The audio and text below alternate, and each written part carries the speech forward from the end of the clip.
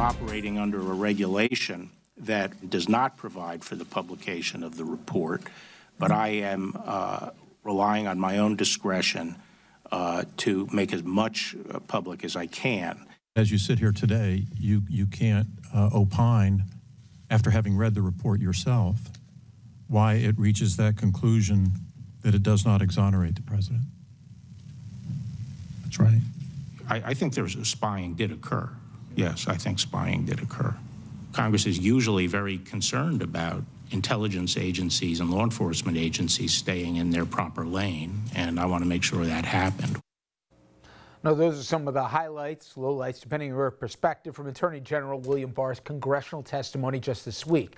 Barr, he is taking a pounding in the press. Take a look at these headlines. He's being called unseemly, accused of running a cover-up, betraying the American people. A new piece in the Daily Beast, it calls Barr the most dangerous man in America, and I want to read a portion of it for you.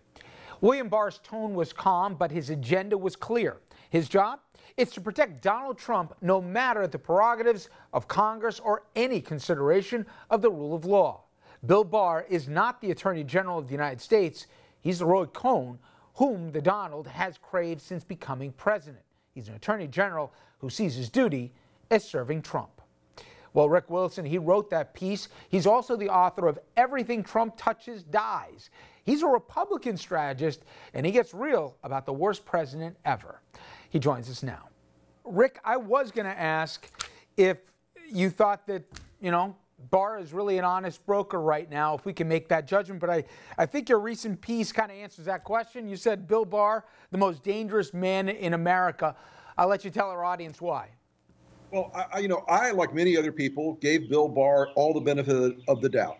He was this guy who had a reputation as a sort of Washington regular, a sort of middle of the road, no flash, no chrome kind of guy.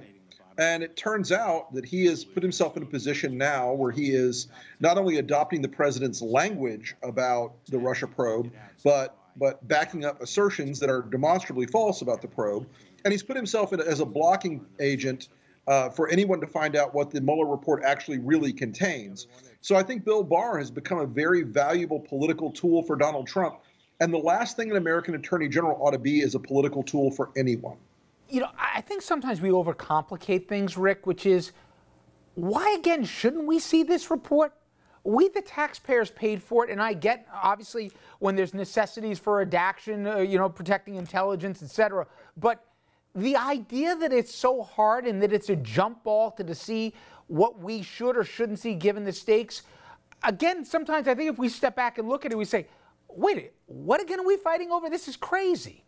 It was just 2 years ago that Republicans were in Congress screaming their heads off that they had to see every piece of data about Benghazi.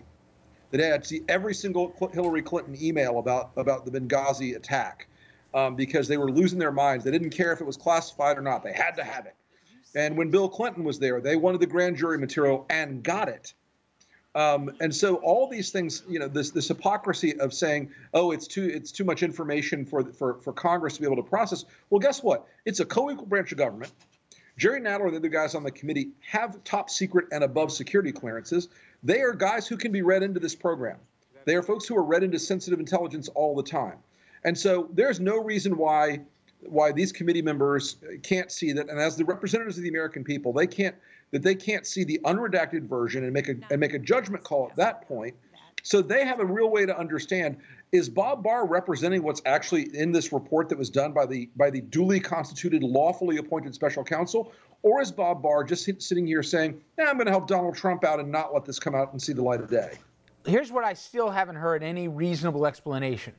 Why is he doing it, Rick? In that, I get a Matt Whitaker, okay? Matt Whitaker, what do you have to lose here? This gave him some notoriety. I mean, he'd do, jumping jacks on the White House lawn if asked, because it could only help. It couldn't hurt that reputation. But Barr has something to lose. Who would want to go down in history as the guy who gave a pass? I don't know why. I haven't heard any rational explanation why he'd go to this lens for this guy. David Frum said last night that Donald Trump finds the one moral niche in everybody's armor and goes in and just destroys the person. And somewhere along the way, Bob Barr has been destroyed by Trumpism. It happens to everybody that goes to work for him, no matter how strong they are in the beginning. They either have to leave or they're destroyed by it. And I think Bob Barr has been destroyed by it. I think he has morally compromised himself in this. I don't know how you get out of it. And no one can explain this. And I've talked to folks who knew. I was a very, very, very junior guy. I was just out of school when I was in the first Bush administration. But I've talked to folks who knew Barr when he was AG before, and they're shocked by this. They can't understand it. It's like, this guy was a straight arrow. This guy was a up the middle straight shooter. There was no politics in him. A conservative perhaps, but not so that it would influence or that would cause any kind of change in the way the Justice Department functioned. And so here we are in a very different Bill Barr.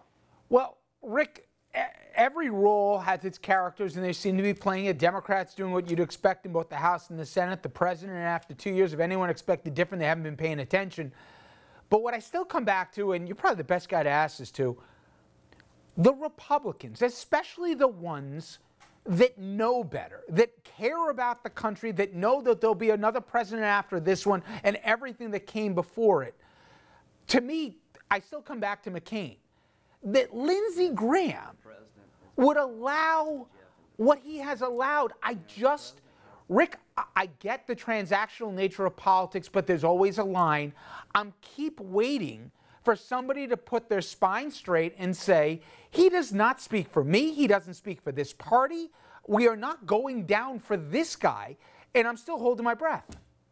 You know, you and I talked about that before with the McCain and Graham situation. And I will say this. The Republicans today in Congress and the Senate, they have a degree of a mixture of fear and opportunism with Donald Trump.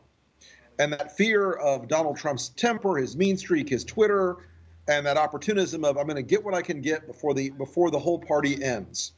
And a lot of them realized that last year, losing 41 congressional seats was not a great day for the GOP, and losing the number of legislative seats they lost around the country, almost 400 legislative seats around the country, not a great day for the GOP. They know that Donald Trump is the problem. They can't make themselves brave enough, long enough to be the solution. But imagine the people that you know on a personal basis, to have to swallow hard and see Herman Cain being nominated, or to hear the reports coming out that the president was going to punish political enemies by dropping immigrants in sanctuary cities, and to have to be quiet and look the other way, or to swallow your tongue. I mean, I can't think what people who've made this their public career to be a public servant at this point, to have to do that. I mean, again, there's got to be a line. I'm just keep waiting for it. You know, somebody told me a long time ago, you can't train people to be brave, but you can show them. And none of them want to be brave. None of them want to face Trump. None of them want to say no. None of them want to stand up and really deal with the consequences to what's happening here. And all of them are thinking somebody else is going to do it, or that Trump will self-destruct, and then they'll be able to walk away from this train wreck and go, well, I wasn't really with Donald. I was always, no, it's not how it's going to work. The ones that step out early, the ones that understand the damage he's done to them, to the party, to their reputations, to conservatism, to the country, and confront him, those first movers are going to have a big market advantage in trying to survive in the post-Trump era. Rick, as always, I certainly appreciate the time. Rick Wilson, thank you very much. Thank you so much.